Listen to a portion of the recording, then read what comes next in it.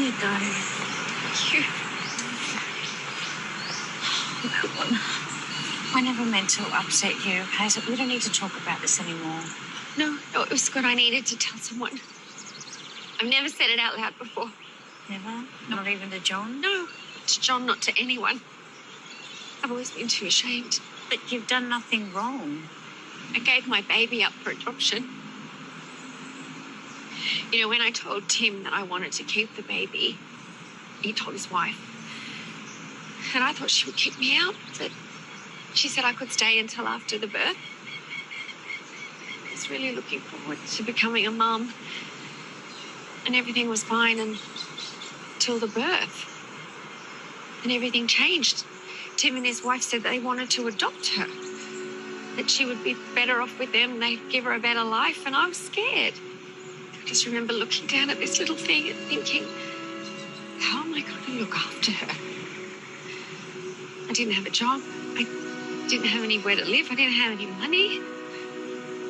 And at the time, I thought I was doing the right thing, but I just thought she would have a better life, you know, with her dad and a beautiful home. I can't imagine how hard it's been to carry this all on your own. So, have you and Heather talked this through? I can't. I'm not ready. What about Rue and Alf? You know, they'd give you support. I've known them for most of my adult life, and I have never said a word. I don't think they'd be able to look me in the eye if I told them. Sorry. And Leah, please don't tell anyone. You can't say anything. No, of course not.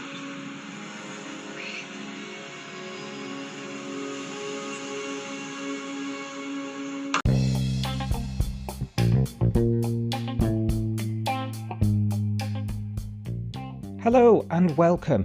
This is Coastal News, a home and away podcast where we unpack the latest week's episodes and discuss the residents, their lives, and all the drama from our favourite fictional town, Summer Bay.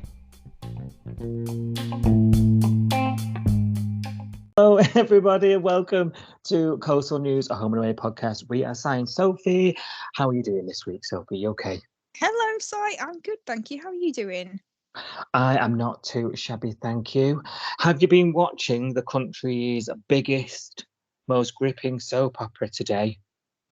Downing Street. Oh my God, Yeah. the Liz Truss malarkey. Oh, do you know what? I try not to watch the news because it just, I just hate it. But yeah, you can't avoid it at the moment, can you? No. Like, who's going to be the next PM? Is it going to be me? You? Like, We'll sort this crap out. Yeah. God, anything. I saw this article earlier that was like, who's going to be the next prime minister? And I was like, I don't know, a potato? Like, there's anything could be doing a better job.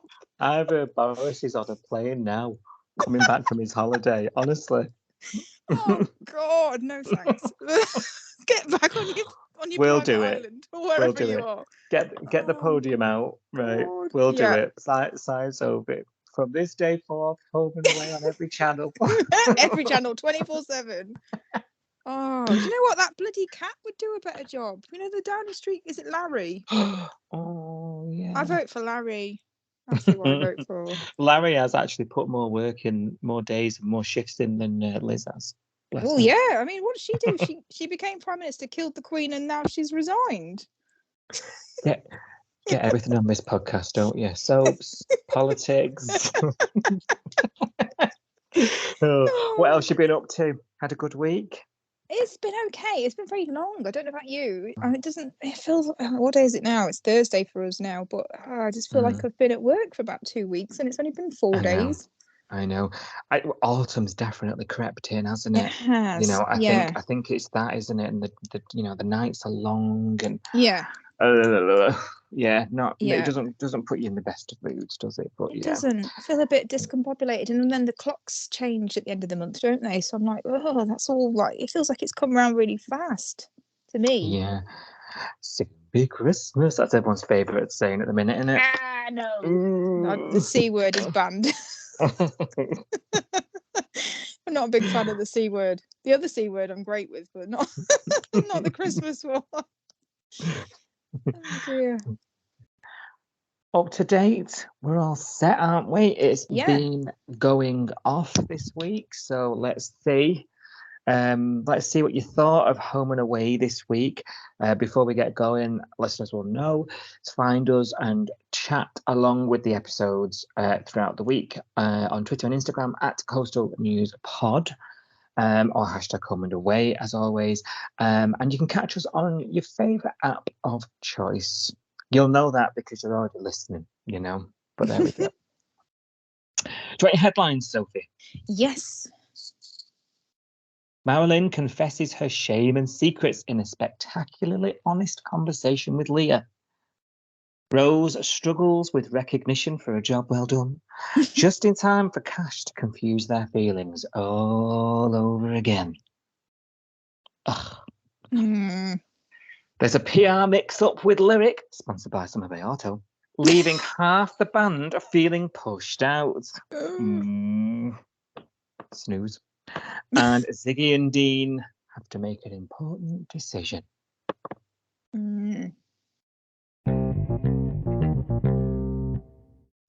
So Leah, she's checking in on Maz earlier in the week, you know, making sure that she's taking her medication. She's rat-a-tatting on that never closed door, isn't she?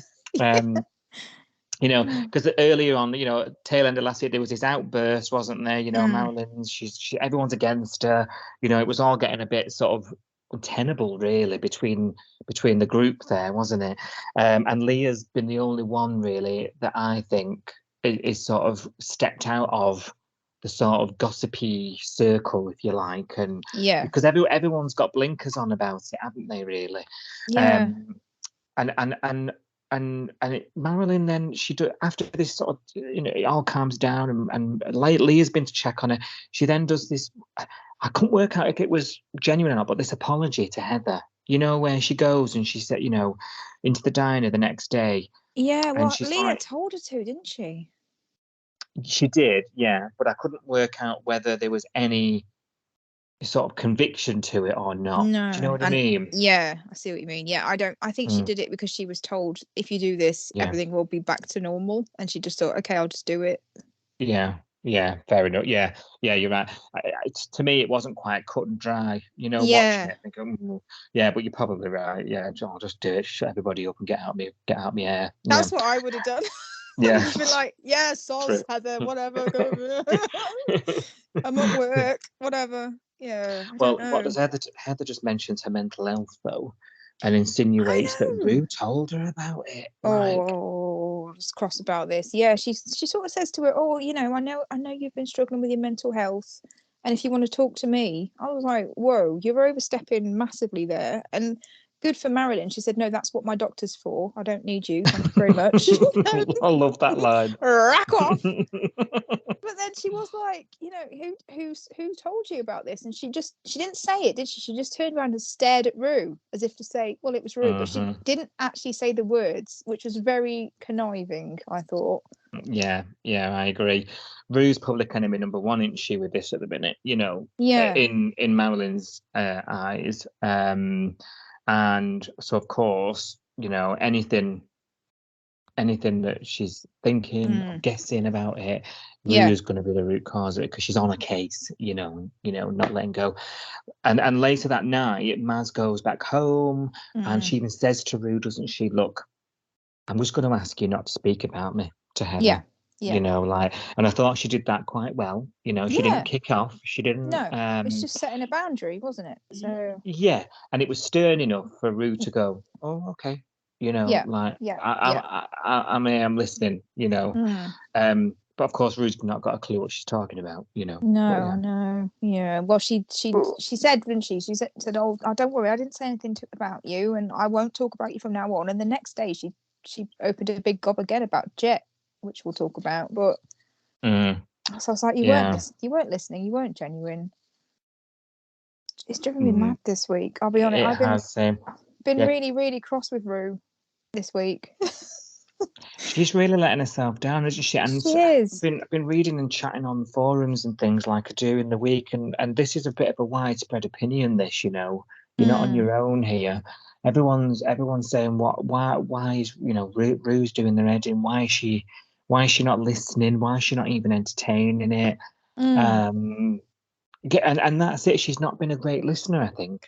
She's not been If a we very put good it politely. friend. Yeah, I just don't think she's been a very good friend this week at all. I'm getting really cross with her. So she's ready to believe Heather over her friend that she said is her best friend she's known like most of her life, first of all. So it's like, why are you believing this random stranger over your supposed best friend? You've said that. That's your words. So that makes no sense. But also, what I've been a bit harsh with Rue this week. The stuff I've been shouting at the TV has probably been a bit unkind because she's been kind of mothering Marilyn, and I've been shouting things like, "You didn't even want to mother your own children. Why are you mothering a 50-year-old? You know, what are you doing?" Yeah. Because she's like, "Oh, you've had a big night. Do you need some headache tablets? Shall I make you a cup of tea? Do you want some dinner? I can warm it up for you." And I'm like, "She's a grown woman. Leave her bloody alone." It's driving me mad.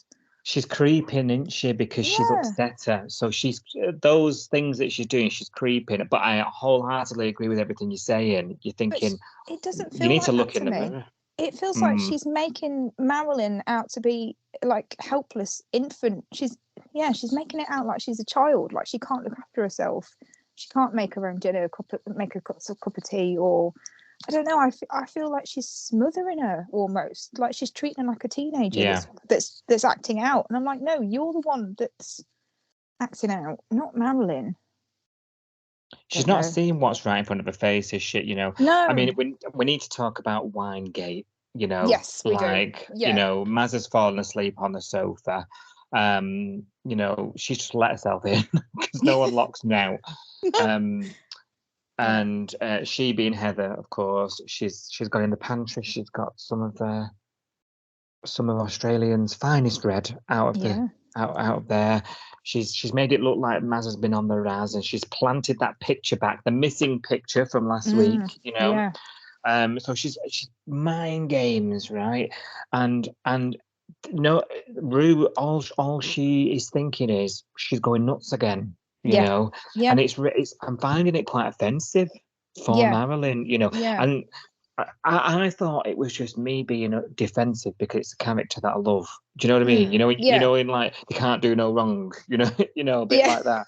But the more the week's gone on, I'm inclined to agree with what you're saying. She's just plain bad at being there. Yeah, I just think she's been a really crappy friend this week. That's how I've sort of seen it. I'm just like, listen to her. The only person that's actually asked Marilyn what's good, because Rue keeps jumping in. So there was a scene where, I think it was last week, where Leah, Marilyn and Rue were all sat on the table. And Leah said something to Marilyn like, "What is it about this girl that gets on your nerves or gets under your skin? Or what is it?" First time someone's actually asked Marilyn to explain what's wrong. And Rue started to talk for her. She goes, "Well, Marilyn thinks," and Marilyn slapped the table, didn't she? She got really cross and like banged her hand on the table and said, "I can speak for myself, Rue."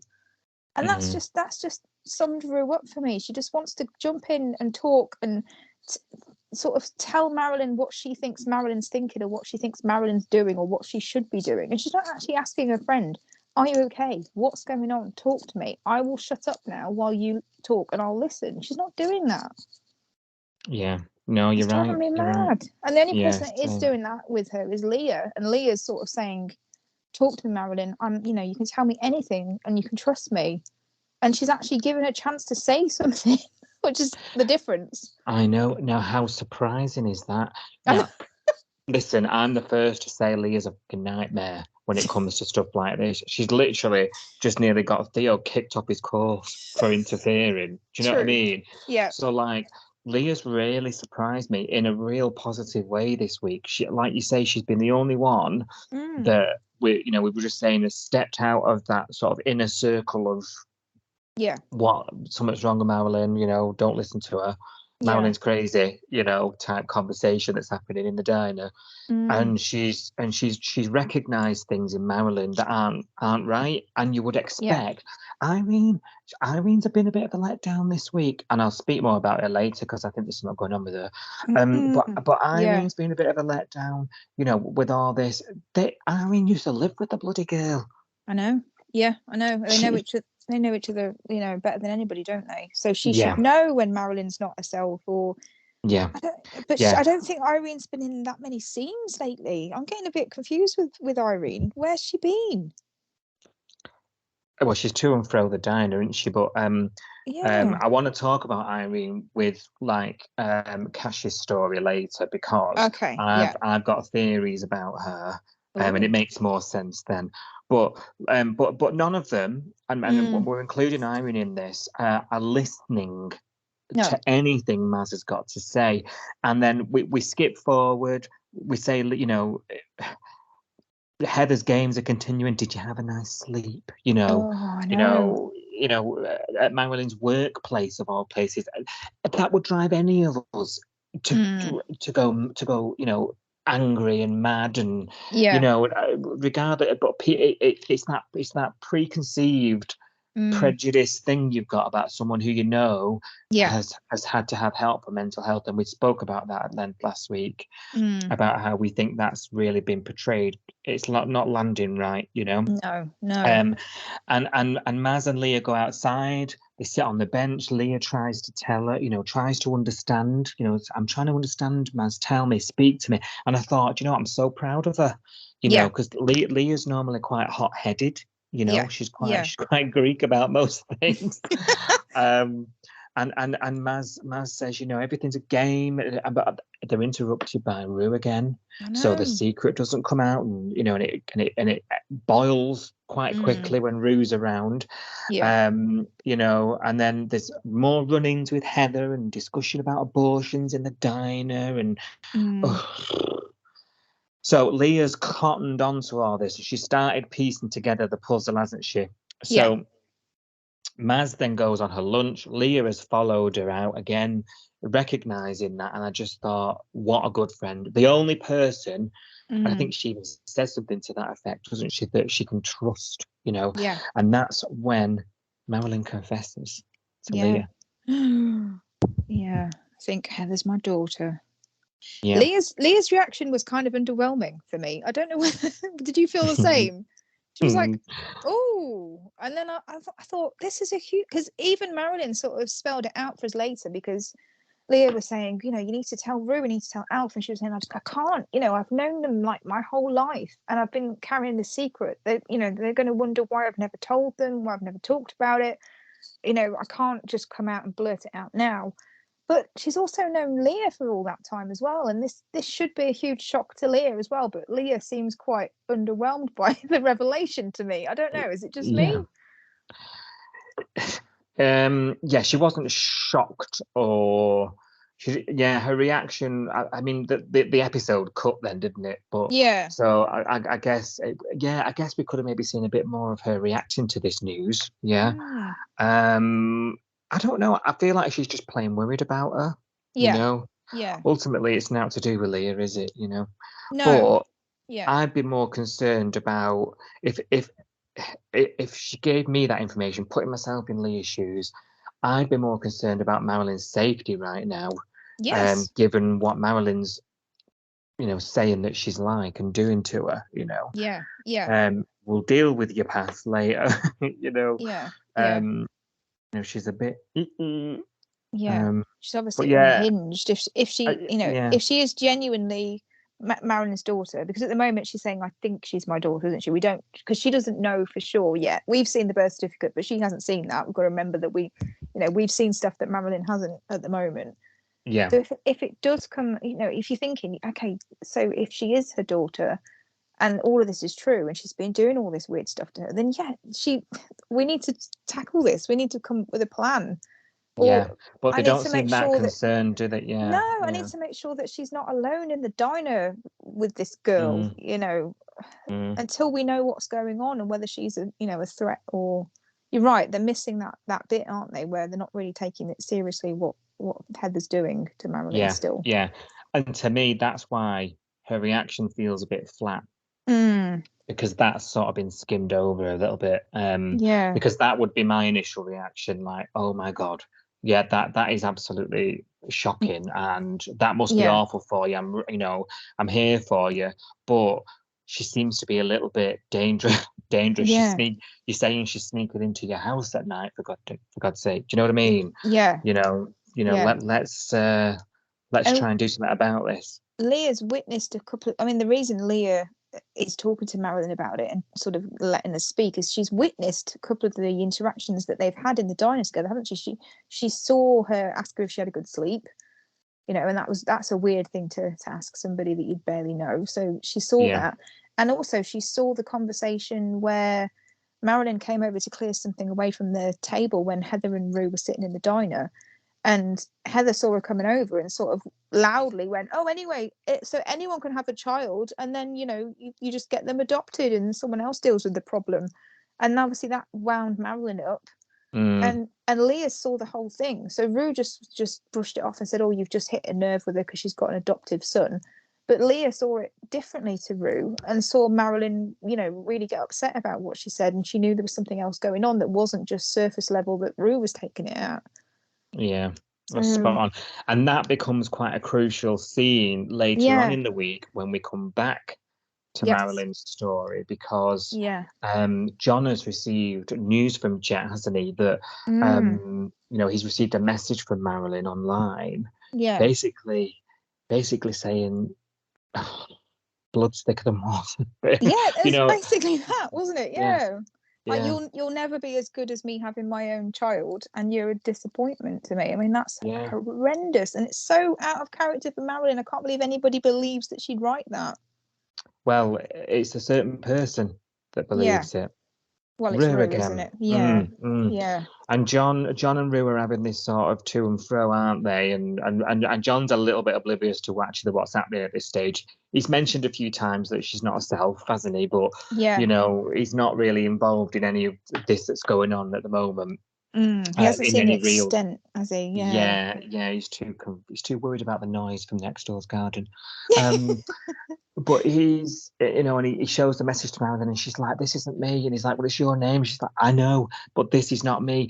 And I wonder if now, woman, we'll find out tomorrow, I'm sure, whether this might be the moment that Rue might start to listen, I and hope so. think, Yeah. okay, is this Heather who she says she is? Is she capable of doing this stuff? Because setting up fake profiles online and stuff is someone who wants to mess with somebody.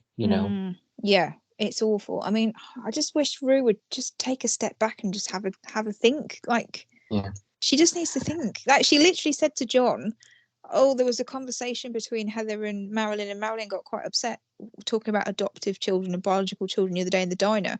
And I was like, "Yeah." And then you went ahead and told Heather, after Marilyn told you not to talk about her in your sessions with Heather, you went and told her Marilyn's got an adopted son.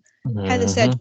"Where is he? What's his name?" And she said, "Oh, his name's Jet and he lives in the city." So she gave Heather all the information. It's all Yeah. down to Rue. Everything that's happening is Yeah. down to Rue, but she's not seeing it.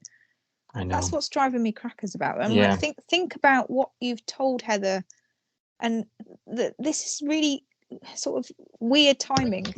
The day after you tell Heather that Jet exists, Jet gets a weird message from Marilyn. It just Yeah. Yeah. And she's alarm not, bells. I know, but she's not joining the dots, is she? It's not at She- all. She's not a stupid woman. I didn't think No. she was, but No. I'm starting to think she is now, but yeah. it's only going to go somewhere really bad. Yeah. It's going to Yeah. escalate this to something nuts. And I think we're probably now at a stage where we probably need to see Marilyn and Heather sit down. Although I said it last week, it might have been you. We can't trust a single word this girl says. You know, No. She needs you, a witness, she, doesn't she? She needs yeah, Leah there. yeah, she turns it on and off at the flick of a switch. She's Yeah. good. She's good at doing it. She's fooling everybody. Um, you Mm. know, I worry about Marilyn and her having that conversation with her, because I think I do, Marilyn's yeah. she's got a little bit of naivety about her, even though she's older now and wiser. Mm. And I think she's gonna walk all over her. I really do. I do. I think she needs a witness. She needs to bring Leah with her when she talks to Heather, or she needs to, I don't know, record it on her phone, or I don't. Mm. She touched that wine bottle in that glass. There'd be fingerprints on there. I'd be collecting them as well. To be honest, try and fingerprinting that photo and everything that she's touched. But yeah, I don't know. Just like you say, something's got to happen between Marilyn and Heather. There's got to be some confrontation where she says, "Are you my daughter?" Or do you know who? Did you come to the Bay to see me? Is there a reason why you're doing all this to me? And let's we heard Marilyn's turn of events, didn't we, this week? She explained that she fell pregnant to the the husband, and when she told him she wanted to keep the baby, he then confessed to his wife. They'd agreed to keep the baby, and then they'd agreed to let her stay, and then when the baby was born, they changed on her overnight and basically sent her packing. And I think the narrative that Heather has of Marilyn is somewhat different, and I think we need to learn how she's got to that stage. I think definitely, because I think the when she showed us through our little box of tricks, when we saw her birth certificate, we saw the fact that her father had passed away, didn't we? Because there was something about a memorial or a funeral or something in there. So what's making me think is, has he died recently? Since he's died, she's found out that she's not the biological child of her mum and dad that she calls mum and dad, that's raised her. And then maybe mum's rejected her because mum was like, well, you know what, your father's not here anymore and your mother didn't want you, so get out of my house. I don't know, I'm just speculating why she might have turned up in the Bay now and not before. That's an interesting theory, actually, and would explain a few things, would explain the deep hatred, etc., etc. I don't know. We need to know, don't we? That story that Marilyn told to Leah, he confessed to his wife, and the wife wasn't that bothered by the sounds of things. She let her stay, let her have the baby. So was that was she trapped? Could they not have kids of their own? And he got Marilyn pregnant with the intention of keeping the baby for themselves. I don't know. There's something odd about that story to me. Yeah, that setup's a bit strange, isn't it? Timmy might have been a bad man. Why would your wife suddenly go, oh yeah, do you know what, the girl that you slept with behind my back, she can stay and have the baby here. That's fine. You just wouldn't do that, would you? It just seems unbelievable.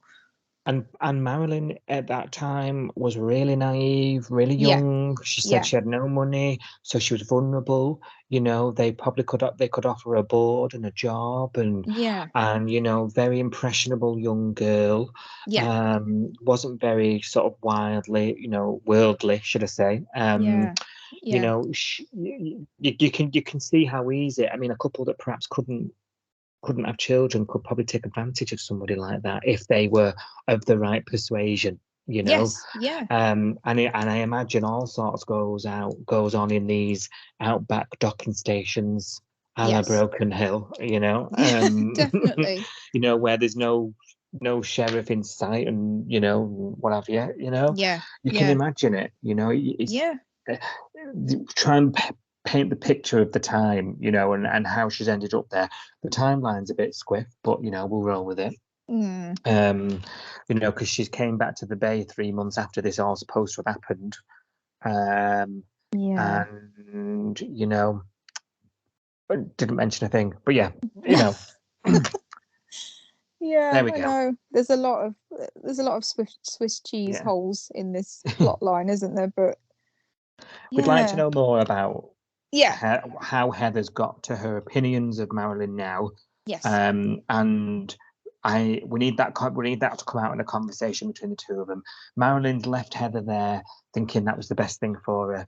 Nice house, nice family, will be loved, brought up, not like me with no 2 cents rubbed together. She thought she was doing the right thing. So let's hear Heather's side and what her experience was.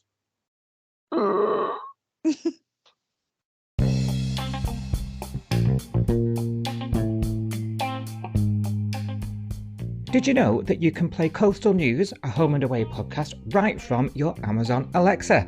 Just say, Alexa, play Coastal News now.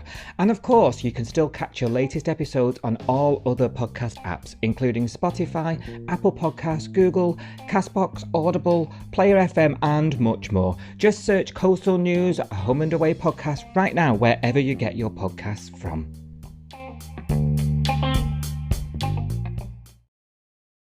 So Rose, she's been recommended for a commendation for helping take down organised crime. Yes. So, It's a big deal. I mean, the least you could get, you for staking out in that transit, For 20 minutes. Yeah, just go, come on, say it. Come on, say it. Sleeping with the enemy. I mean, that that was tough. That was tough. Difficult job. Yeah. How do I get that job? Especially if it looks like text. And she feels she doesn't deserve it, and I can sort of understand that. Yeah. A lot of bad stuff's come from it. As she Cash, her only friend was just rejecting her last week. Saying he wants an outdo with her. He's got life-changing. Well, say life-changing. Results from that raid, but he seems to be getting on quite well, doesn't he? And she says things like, I wish I never met Tex. She's putting all the blame on herself, and she's been like that since the raid happened, hasn't she, really? Yeah. And this is still something that she's battling with. And she said Xander tries to talk some sense into it in his eyes, in his opinion, thinks she should take it, and take it where it's due. It'll help you in your career going forward. Cash reiterates the same sentiments when he finds out. And she says things like, I don't want to look at a medal my whole life and know what the costs were, and things like that. And I thought, I can sort of understand where she's coming from there. Yeah, definitely. She literally said it, didn't she? I don't want to get a reward for getting my friend shot, and that's how it happened, really, isn't it? She's not responsible for him getting shot, because really Cash shouldn't have been there. He wasn't in uniform. He wasn't wearing a vest. He chased her in. It wasn't his investigation. So it's on Cash that, he took that chance and took that risk and all of that sort of stuff. But at the end of the day, there is so much about this that Rose didn't handle very well, that I can see why she doesn't really want a shiny reminder of it. You know what I mean? So you mean like her investigative skills need some work? Yeah. Yeah. Yeah, a little bit. I don't know whether I'd want to be congratulated for that piece of work. I don't know. I don't think I'd feel good about how I got that result. You know what I mean? Yeah, I agree, and I think, but I do understand 100% where she's coming from. Yes. And Xander does mention his commendation to Cash because she wants to keep it to herself. She just wants it to go away slowly, quietly. Yeah. And he goes over and tries to talk her into it as well, says a lot of the same things, and then he does this weird thing where he refuses food again and goes home and lies in bed. That man hasn't eaten for 2 weeks, I swear. He's refused pizza, he's refused burgers, he's refused sandwiches, toast, everything. I don't think he's eaten for about 2 weeks, so no wonder he got so drunk. Let's be honest. Maybe he's just fed up of the pizzas at Salt, so he gets blind drunk, doesn't he? Yeah. And then rocks up. I say blind drunk, hilariously drunk, I would say.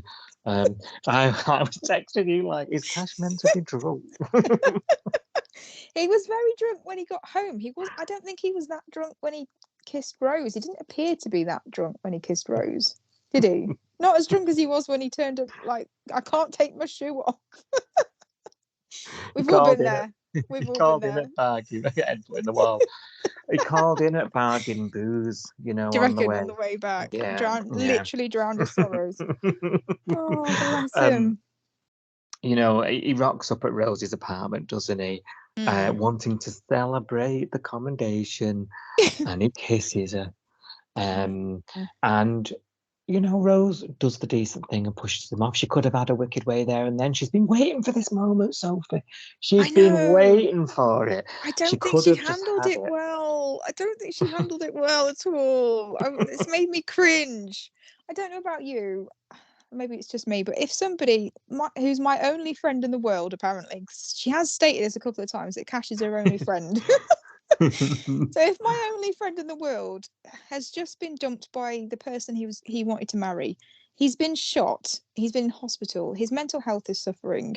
He's now turned up at my door hammered and tried to kiss me. I don't think I'd be shouting at him and telling him to leave. I think I'd be like, "Oh my God, talk to me. Tell me what's going on in your brain. Tell me how you are." Like, I think I'd be more compassionate about how much of a mess his life is and how much he's falling apart, and not just be like, "Oh my God, I can't believe you tried to kiss me. Get out of my house." I just think that was so cold to her only friend in the world. Yeah. I thought it was horrendous. I was It so was. annoyed. So it was horrendous, but it was the right thing to do Shut him because, down, yeah, but kick him out. I just thought that was you know, awful. and I think we're starting to see Rose's character form a bit better here. Her morals are a bit, because we've sort of questioned them a little bit, haven't we? Because she was sort of straight-laced cop at the beginning, Yes. then she's sleeping with the enemy and bending the rules when it suits Yeah. her libido, and then and it's a bit like who are you? Like, what are your morals? What I need to form my permanent opinion of you if you're going to be sticking around. And I think we're starting to see that now. And I thought that was a pivotal moment for me and her. Mm. For me as a fan, that was a moment. I thought, right, I've got somewhere with Rose now, because I thought if she'd just had a wicked way with that, that's everything she wanted. Yeah. And they True. talked about it the next day, about, Yeah. he was fully aware of her feelings. He's used her. He's Yeah. gone over there knowing how she feels, Yeah. and I did like that. She says, look, I've worked a lot on myself about this, Yeah. and ultimately I think we're going to go there, but I'm glad that, that she did that, because that made me think more highly of her. Oh, I've gone the opposite way. Oh, I just think that controversial. the way she handled it, she's not very good at dealing with people. I think her people skills are awful. I think the way that she Yeah. handles people that are going through, like the way that she handled Xander when he was, wigging out, and when he confessed about his tattoos and how he deals with stuff, she just kind of shouted at him and went, "That's stupid. Like, that's not the way you Yeah. cope with things, Xander," and like just had a go at Yeah. him. And then she's Yeah. done the same with Cash. Like, he's turned up and he's this broken, drunk mess that needs like someone to talk to, and she just kicked him out in the middle of the night. I just don't like the way she treats people at the moment. Yeah. I don't think she's very Okay. empathetic. I think she's a bit hot-headed, and maybe that's the cop. Maybe that is the cop side of it. But for me, a cop has also got to deal with people on their shitty days, on their their worst days, where Yeah. they're going through something really horrible and they're feeling very vulnerable. And she's got to be able to empathize and be a people person and not just yell at people when they make a mistake. And Yeah. Okay. I could be convinced, but for me, I just felt differently about her after that scene. yeah, yeah. For me, I think me and her now might get along a bit better. Oh, don't get me But on my vulnerable day, then you're going to shout at me.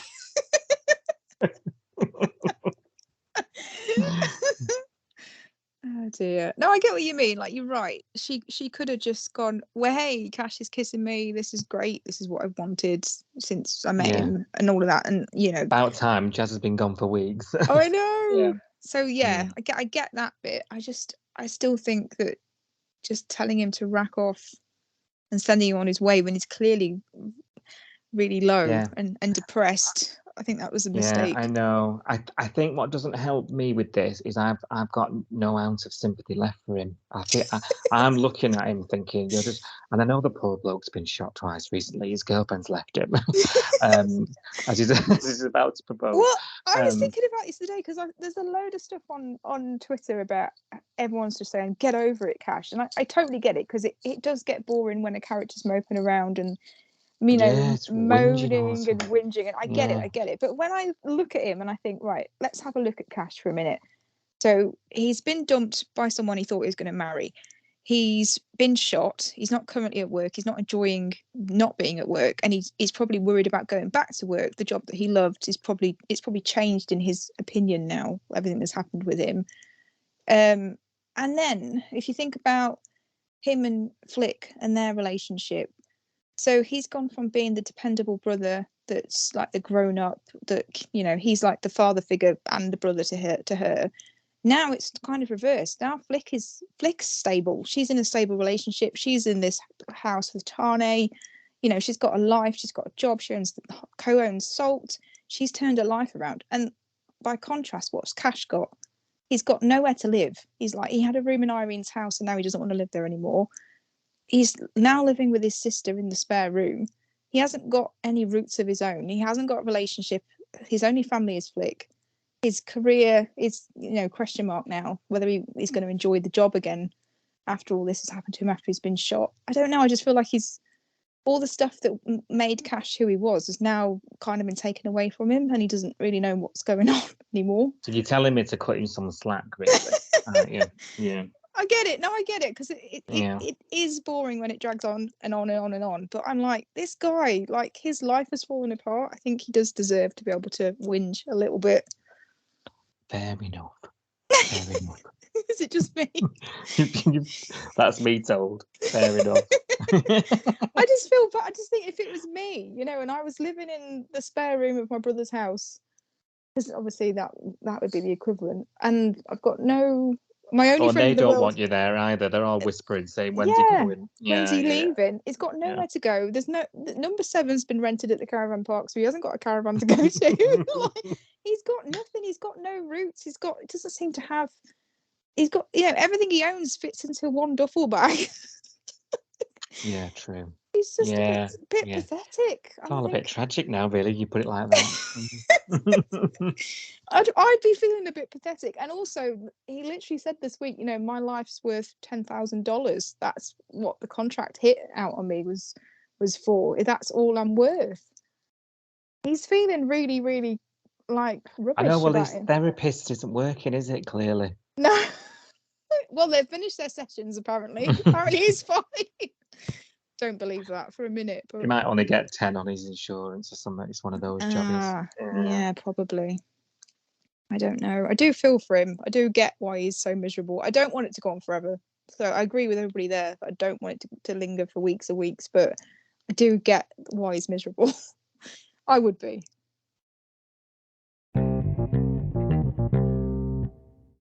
Well, the court date's set.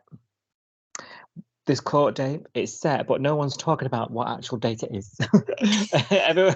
Everyone's mentioning this court date, but no one's saying what the date is. No, they don't on Home and Away, though. They never tell you what day of the week it is. They never tell you what month it is. They don't even mention what year it is. There's no Christmas. There's no Easter. There's no, you know what I mean? It's just one long day. I wonder if that's because, though, it's in all the different territories. We're all watching different pace, aren't we? Yeah. So there's a date coming. We don't know when it is. Soon. Even like a couple of weeks will do. Do you know what I mean? Like, 6 weeks. We just know it's been set. And Neeks, you know, is he trying to distract himself? You know, he's out on the lash with Heather. You know, you know, and is he sort of going into himself and starting to self-destruct a bit? I can't work it out. Not self-destruct might be a bit strong, but he's hanging around with this wrong, and I mean, he doesn't know it yet, does he? But no. But is he being manipulated by her? Do you think maybe? I don't know. I think he's using her as much as the other way around now. Oh, after yeah, this could be week. true. Yeah, I think he needs the distraction. There's been lots of scenes of them two. He keeps asking her to go for a coffee, you know, like he's staying out of the house a lot, you know what I mean? You know. Yeah. So I think he might be getting something from it as well. True. Yeah. And he does admit that, to Tani, that he's nervous about Cash being at the home. That's Yeah. mentioned again. Yeah. Like this Yeah. date's coming up now at Yeah. some point. Worried about court, and then they have a meeting with the lawyers. Mm. And it's lawyer talk, and they find out it's going to be a closed court, which sounds like the worry all might be for nothing. Yeah. Then, if it's a closed court. Because I think what he said to Tane was, what if the bikies turn up to court? Because you can, Yeah. normal court cases, you can go and just sit and watch them, can't you? Most of the time, Yeah. not all cases, but you can just go and sit and watch one. So he was thinking, what if they turn up and they hear that we're working for the police? Because it'll all come out at the court case, obviously. But if they've got a closed court, assuming there's nobody in the courtroom that's, I don't know, working with the bikies, or they're under the bikies, because you this don't know. is it. Yeah. You don't know how far this goes, do you? You don't know whether they've got people, on the right side of the law actually working with them or for them. Yeah, this is it. It's still a risk, even though it's closed, isn't it? Yeah. So, and I think Tane says something to that effect, doesn't he, when they're talking about it? Like, we can't really rest too much just yet. Yeah. Yeah. They've still got the thing to do, and you don't know what's happening. But they've just uncovered a hit on Cash. You know what I mean? Like, there's unfinished business still about this whole thing, and ultimately, they've not had the money. The Bikies.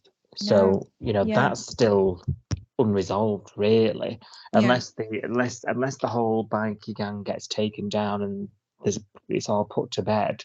There could be still some trying to claim this money. And then when they're inside, like you said, you don't know how far this you could run with it.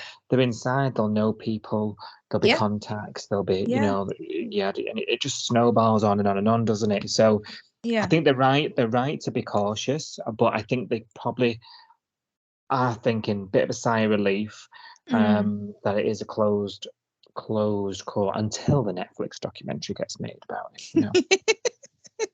Inevitable. Are we going to see this?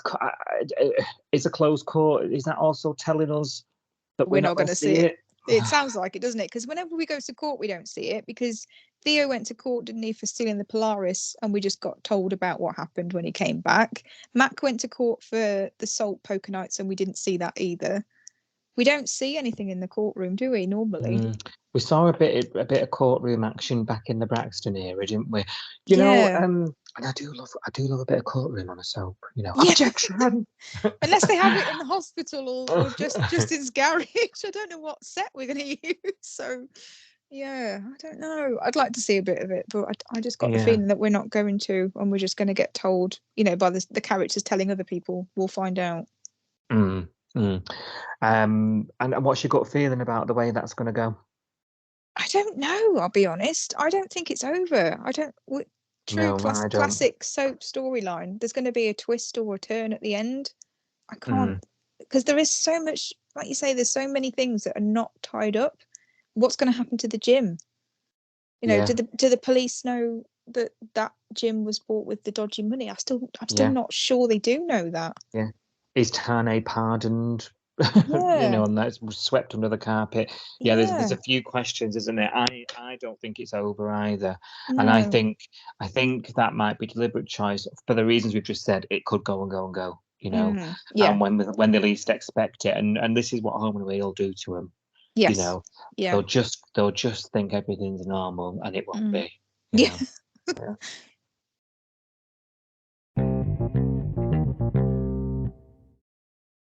So we'll go to Lyric, and I want to try and do just like, we need to discuss it because there may be a viewer out there interested.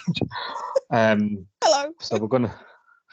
I'm much hoping that let's just do it and get it done. Rip the Band-Aid off. Come on. So Theo and Kirby have been assigned PR, haven't they? As one of their newfound work streams for the band Lyric. Sponsored by Smith Auto. So they realise that Theo, you mentioned this a few weeks ago, actually. Maybe he's been listening to this podcast. Hi, that Theo. he had already. He's the one listener interested in Lyric. Theo, put a shirt on, lad. No.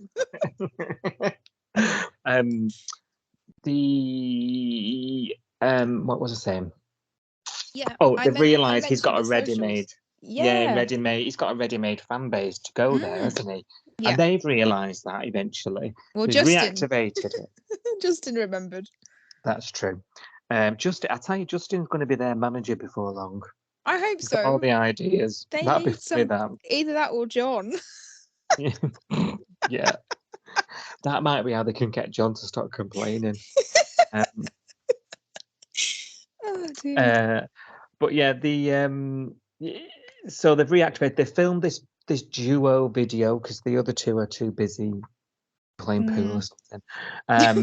And they get the attention online of one Mr. Dixon Tully, a journo from some music magazine. I don't know. Did that scene though? You know, where they're like trying to decide what they're doing. Let's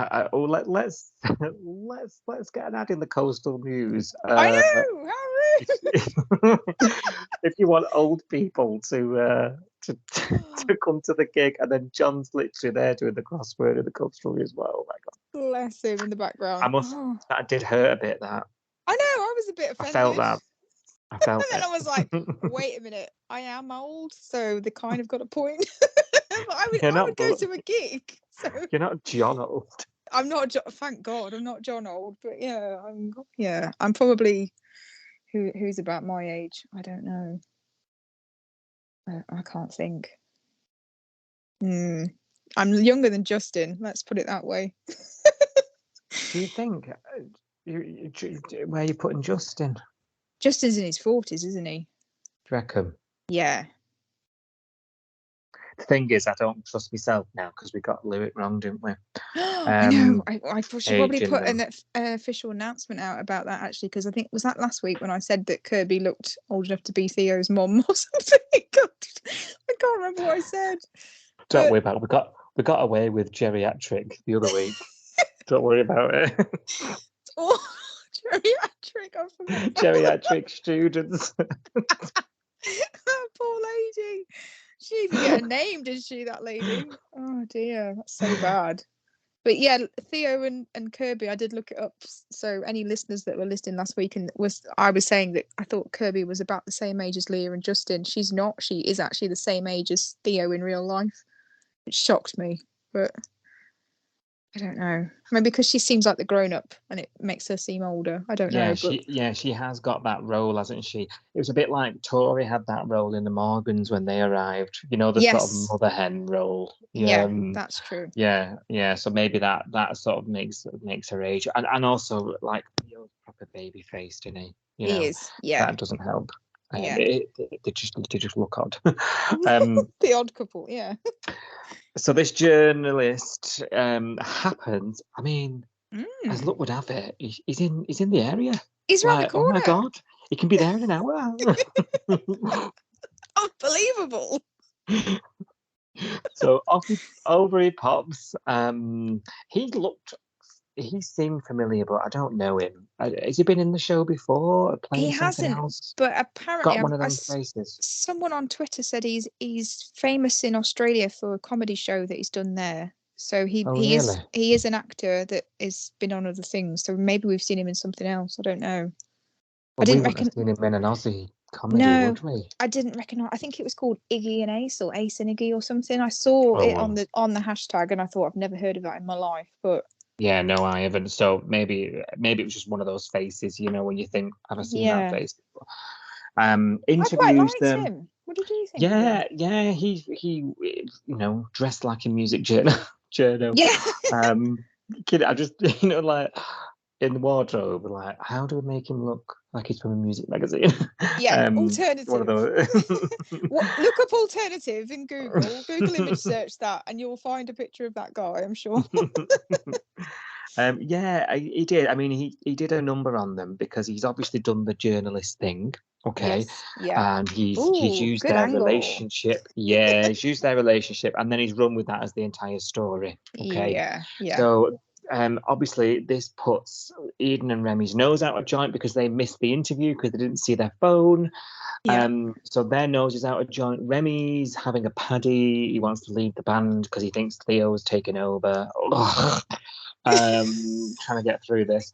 I'm just like, oh, another one wants to leave the band every time there's a hissy fit. You know, just like, honestly, like my eyes rolled. But this is why this is why I don't want them to be a couple, because this is what I thought was going to happen. This is just, like I said last week, this is just rehashing the storyline that we got with Bob, where it's 2 versus 2 again, and I'm not here for that. Yeah, and he even threatens to quit the band, like Bob. Bob, you know, literally a few weeks back, I'm bored. You know, I don't want to see it. You know what I mean? No. And long story short, he comes round. Eden. One good thing about that was, you know, we've said how much we're enjoying Eden and Remy's relationship, or friendship, and then we saw some good stuff of her and talking him round. You know, and they were nice scenes, and you know they've got that banter, that rapport. They bounce off each other, and she talks him down off the ledge, doesn't she? And I did enjoy those scenes. I will be honest. Yeah, I did. Yeah. But yeah, basically, Theo Kirby, very naive, walked into this. You'd think Kirby would know better. You know, you'd think she'd dealt with journalists before, wouldn't you? Yeah, and as we've just been saying about her, she seems like the sensible, the oldest one in the band. You know, the sensible one, the adult, the one that does all the arranging of things. And so you'd think that she would see that coming a mile off. Yeah, but no. No. But I think Remy said, you know, she's only got eyes for Theo, and I think Eden said something like, yeah, she probably wasn't thinking straight. You know, she's all loved up, and she's not. She's a bit blinkered from the world because of that. I think that's what we're supposed to think. Love is blind. That's it. Yeah. Yeah. Well, she should have come to the Coastal News after all, because we'd have just called her old. What's worse? Oh dear, it's true. Sorry, Curbs.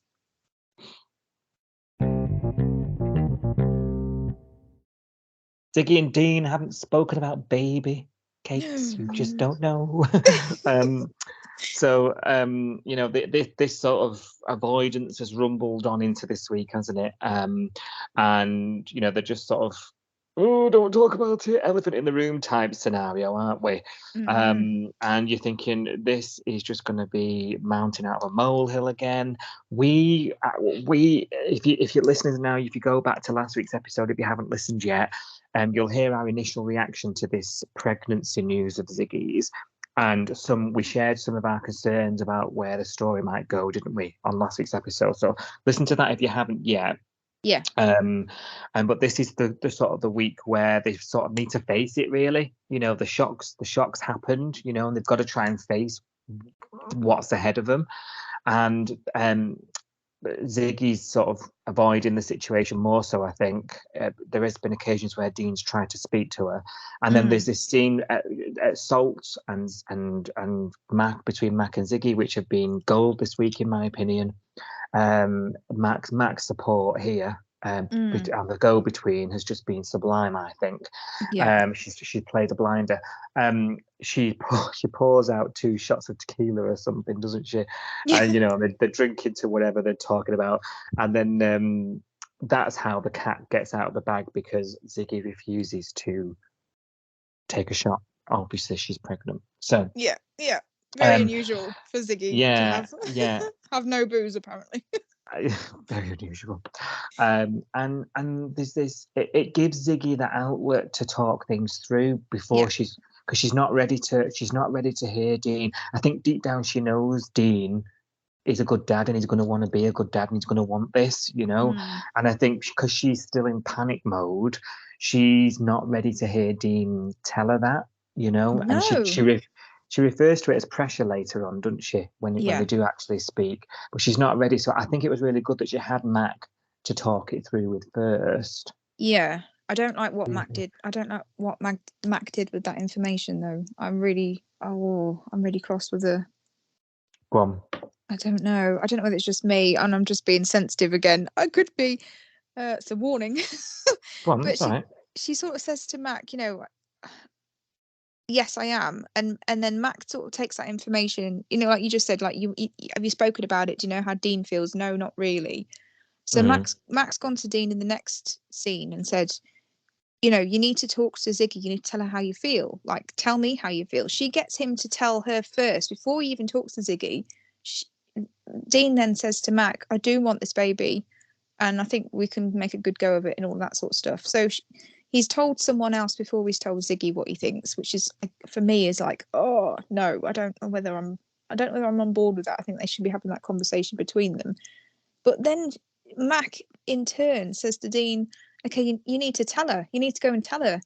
And I just think it was too early for that, because Dean is so, I don't know what the word is, but just really wants this baby, really wants it to work. And Ziggy's not there yet. Ziggy doesn't even know how she feels yet. She's still wigging out. She still doesn't know whether she wants to keep it. She's called the baby an obstacle. She's called the baby a mistake. She's said, I feel like I've messed everything up. These are all really negative things. And I think to then go to somebody that's feeling like that and say, I really want this baby, when that person's not even thought in their head whether they want it or not. I just think that was, I think it was handled really badly. Dear. Yeah. I think I'm starting to move away from that opinion. I think, because I thought he expressed his feelings delicately.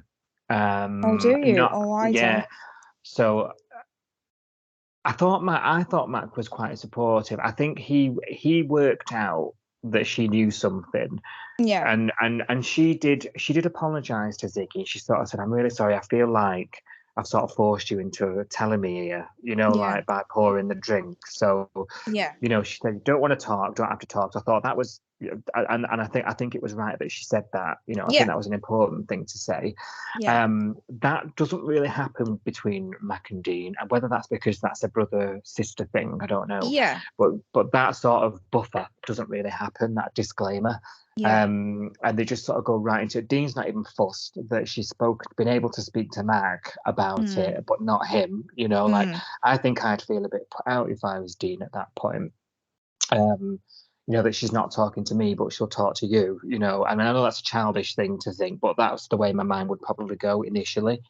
Yeah. And then I think the way he said to Diggy, look, I think I would love nothing more. We're in this situation, but it is your decision. And she says, you're pressuring me. This is too much.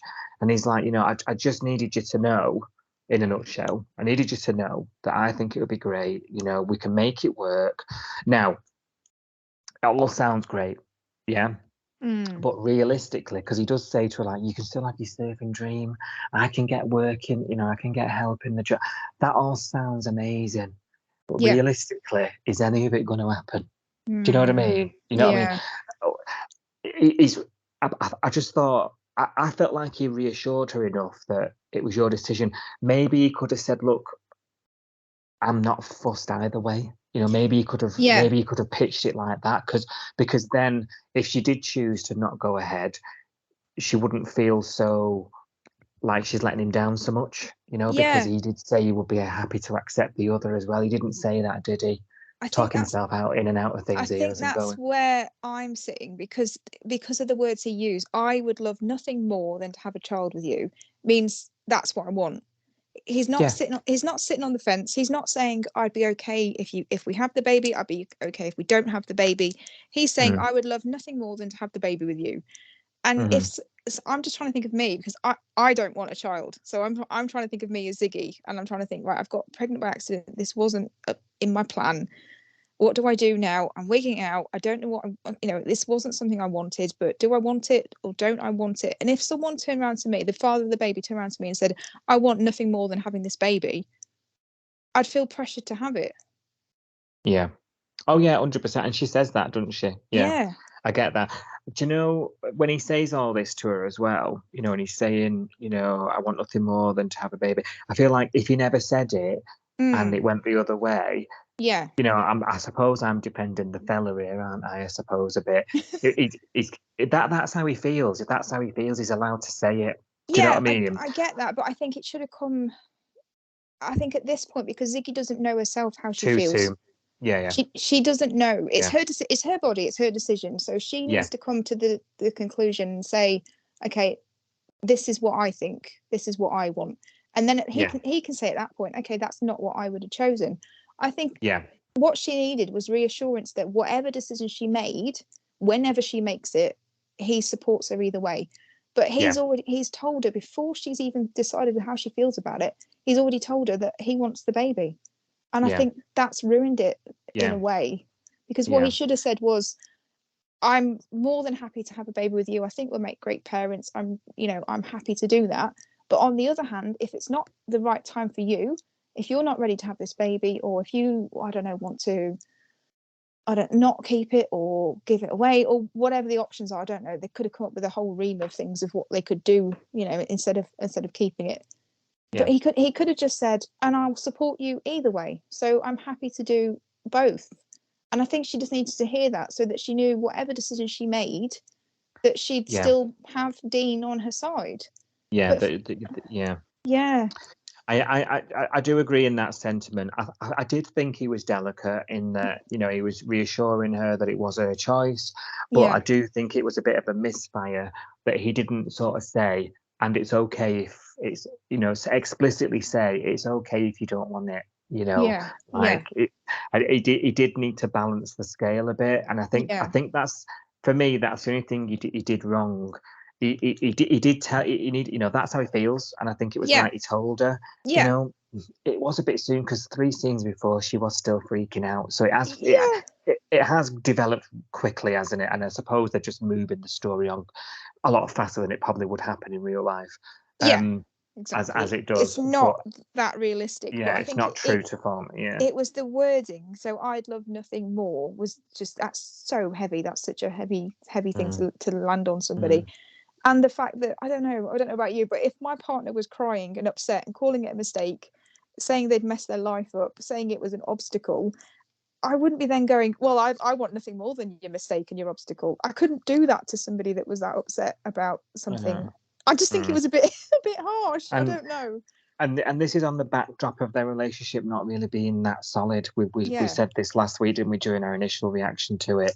yeah, We're fresh off yeah, her with Remy, and and they're them sort of being a little bit like ships in the night, and she told him that he wasn't very romantic, so he had to whisk her yeah. away, and that didn't go very well. No, So that's there's true. there's this backdrop of, you know, a baby, would it be a sticking plaster? You know what Yes, I mean? yeah, And then you're talking about all the wrong reasons of bringing children up, and yeah, what is the most selfless thing to do here, yeah, yeah. and you're Because getting into that ultimately, whole thing. up until now, we're being told that Ziggy's bored of her life, aren't we? That there's Mm, something's missing. She doesn't know whether it's her and Dean, that something wrong with their relationship, or whether it's that she needs something else apart from being a mechanic, or whatever it is. So she's obviously chased this pro surfing dream and thinks that that's going to be the thing that's going to fix it and make her feel like whole again. Because she does feel like this part of her she's not fulfilling something, or she's not, yeah, I yeah, don't know. There's something missing, isn't there, in her life? And mm, now, obviously, this child has been thrown in from the left field, and it's like, well, is this the thing that was missing? And I think she needed to go on a journey to work out whether, is it having children? Is that what was missing in my life? And like, do I really want this? I've never really thought about it, but now it's happened. How do I feel about it? But she hasn't had that chance because yeah, he's come straight in and gone, well, I want nothing more than this. Ah, yeah, it's just really yeah, rubbed me up the wrong way because I'm like, I just don't think I could tell somebody that was that upset and mm. panicking about it that the thing that they're freaking out about is what I want. Yeah, there's time and a place, and you'd have hung on a bit. And of Yeah, course, it must influence you in some way, because then she does say to him, "Look, we're having a baby." She yeah, says, "We're going to do it. We're going to do it. It's mm, going to be hard. We're going to do it." So I don't know. Let's see what happens. Let's see if that is her final answer. I don't know. I just feel like she's been guilted into doing it. Yeah, it does feel a bit like that. We are only a couple of days after her peeing on a stick.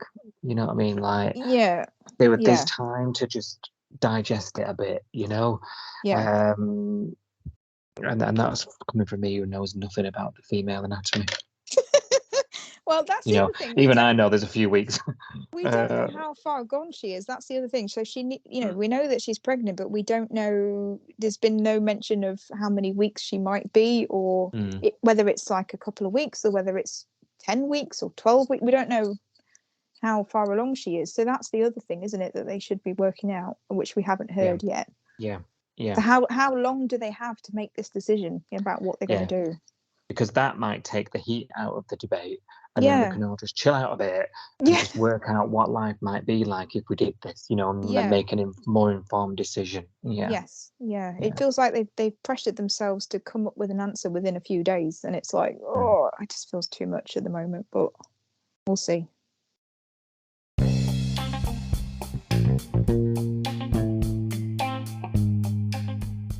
Right, that's the end of this week's episode.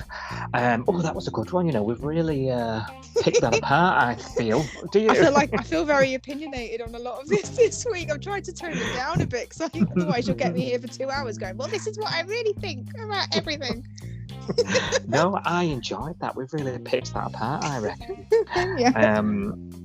And you know, it's quite funny. There's a couple of things in there that you and I are on different stances with, which makes I think I find that interesting because we're quite similar people, aren't we? You know, and and obviously we feel the same about a lot of the characters, and you know, we experience the same things. But like, it's funny how. Especially the Dean and Ziggy stuff, because I'm a fella. I think I'm more. Do you know? And you're a female, obviously, who you've just admitted that you know you're someone who doesn't want children. So you've got that sort of level of empathy that I wouldn't have for Ziggy. Do you know what I mean? So it's a really interesting conversation. Thank you so much. Oh, thank you. And I still think you should give Cash a break. Maybe not.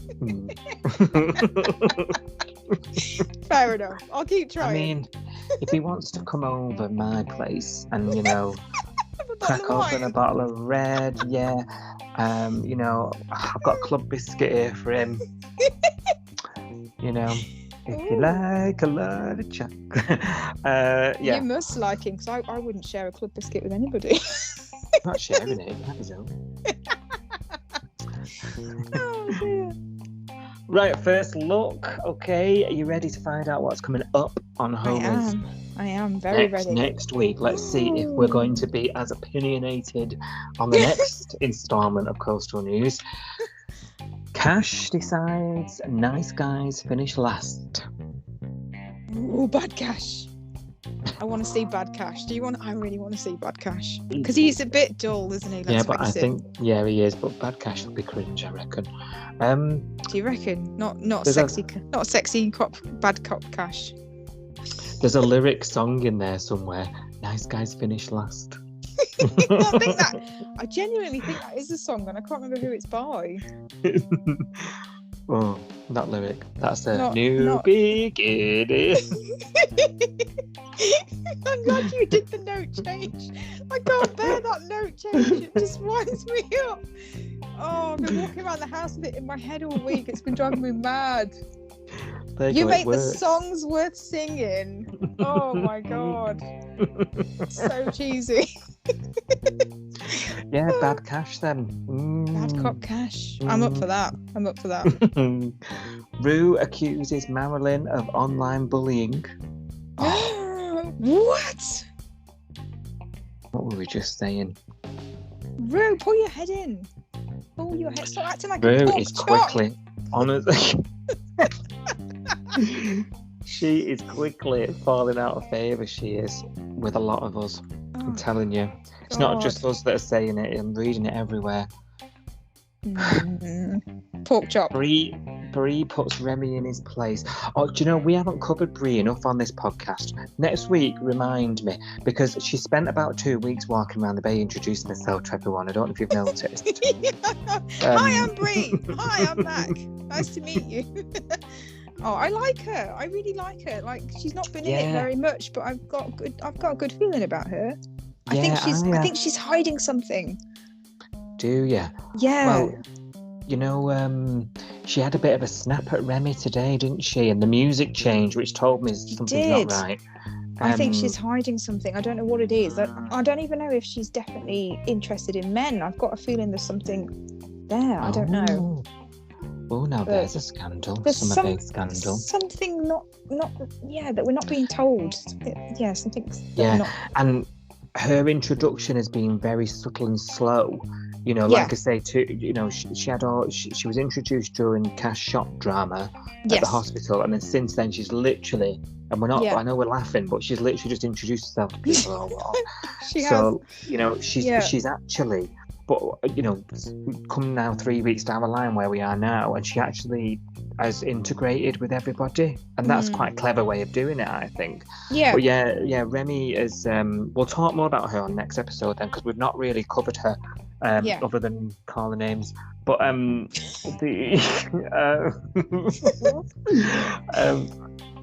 Remy situation where he keeps giving her the come on, it was a bit different when she said, you know, I told you to back off or whatever.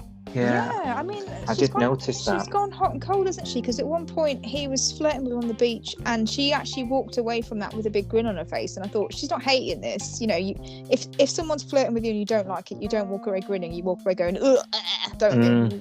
But she walked away with a smile on her face. Then she had lunch with him. So, you know, that was... Yeah, she's going hot and cold. Then she snapped at him. And then, the same day, it was like, you know, you need to listen and take the hint. I was like, ooh. She's giving him mixed signals there. So I reckon there's something going on, but we'll talk about that next week, hopefully. And hopefully we'll know. Yeah. we'll know. Remy gets his mojo back. Okay. Maybe his money as well. Oh, yes. We've just seen him busking and money was stolen in his guitar case. I got bashed. I know, but I did laugh. I'm sorry. Oh, dear. Oh! Okay, he got bashed on the head and knocked out. He's going to end up in hospital. And who's going to be the doctor? Okay. There we go. Yeah, it's going to be the Florence Nightingale thing. Oh, dear. Oh, that stings. Oh, yeah. I am sorry. I'll kiss it better. Don't One worry. of those, yeah. Eden gets a bitter taste of the new cash. Oh. I'm looking forward to that. She's been speeding. Marilyn and Heather stop pretending. There we go. I'm going to get what we need. Lyric scores an unlikely band manager. Oh, Justin. Oh, I hope so. I hope so. Who else? John, Justin. Hey, check this out. An old flame reignites. Oh, that's not Eden and Cash, is it? Oh, yeah, could be. I'm trying to think who's got history. John and Marilyn? John and Marilyn over Jet? Yeah, but I don't think Marilyn's in the right... no, she's not, yeah. Yeah, to get jiggy with it. It's going to be Eden and Cash in it, because Cash is going to be our bad Cash. Maybe he's like, you know, there's another way you could pay that parking fine. Eden. Roleplay. Will Heather give Marilyn a second chance? Ziggy struggles. I don't know. We're just moving on. Ziggy struggles to hide her pregnancy. She's showing already. Well, she's vomiting everywhere. Maybe I don't know. Well, you know, like at the garage, Justin's like, we just pick up that Fiesta over there and move it. Yeah. Pick up the Fiesta. Look, she's the Hulk.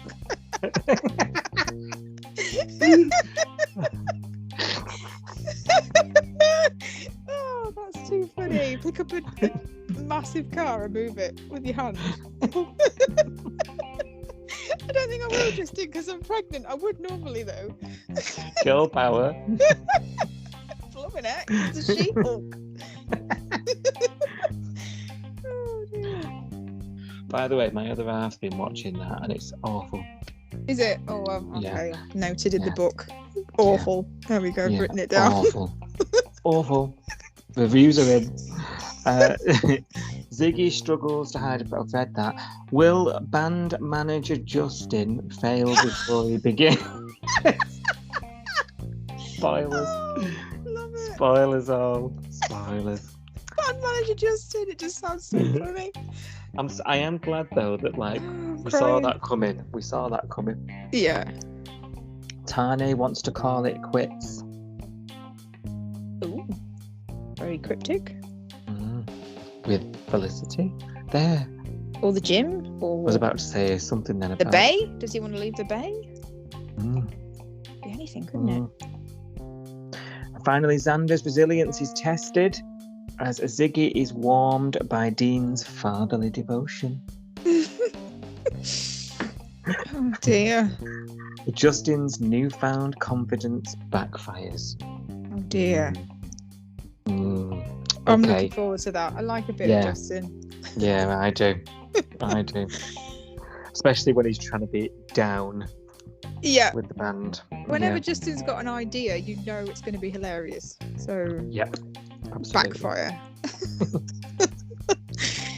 Bless him. Right, Sophie, where can everybody find us?